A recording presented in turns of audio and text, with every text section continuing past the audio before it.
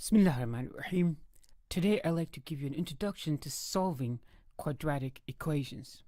Now this over here, 3x squared plus 2x minus 5, this would be a quadratic expression. And this, 3x squared plus 2x minus 5 equals 0, this would be a quadratic equation.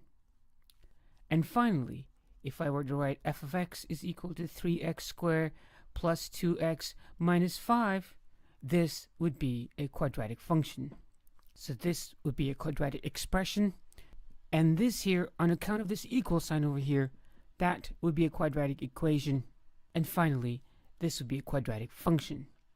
Next several lectures will be about quadratic equations.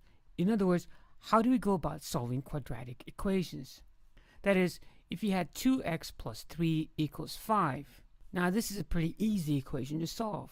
And solving the equation would mean finding out the value of x that would make this equation to be a true statement. If you solve this, you'll see easily that this x would be 1. 2 times 1 is 2, plus 3 is 5. So solving an equation means finding the values of the variable that would make the statement a true statement. Now this here is a general quadratic equation. In other words, it represents all the quadratic equations. An example again would be something like 2x squared minus x plus 5 equals 0. In this case, a is 2, b is negative 1, and c is 5. So this here represents a generic quadratic equation. Now we're going to learn 4 ways of solving quadratic equations, or maybe 5.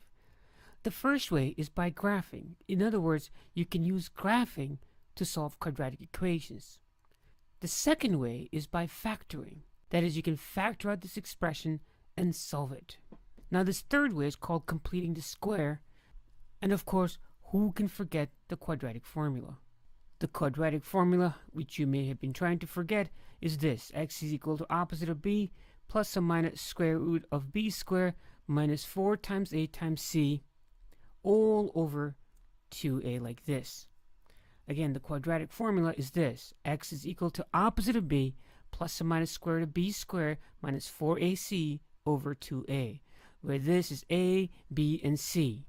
A and b being the coefficients and c the constant term. And I suggested maybe a fifth way. Now the fifth way is that nowadays you can use calculators which are programmed with quadratic formulas. Or you can go on the internet, say, and just type in online quadratic formula and just kind of calculates the values if you just plug in A, B, and C. Now, I mentioned that probably because you already know it, but there's no fun in that, really. But sometimes it is useful when you're trying to do some complicated quadratic equations.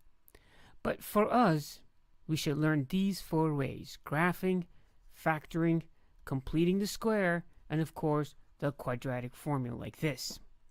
Now, one indispensable tool in solving quadratic equations and doing much of this math is factoring, right here.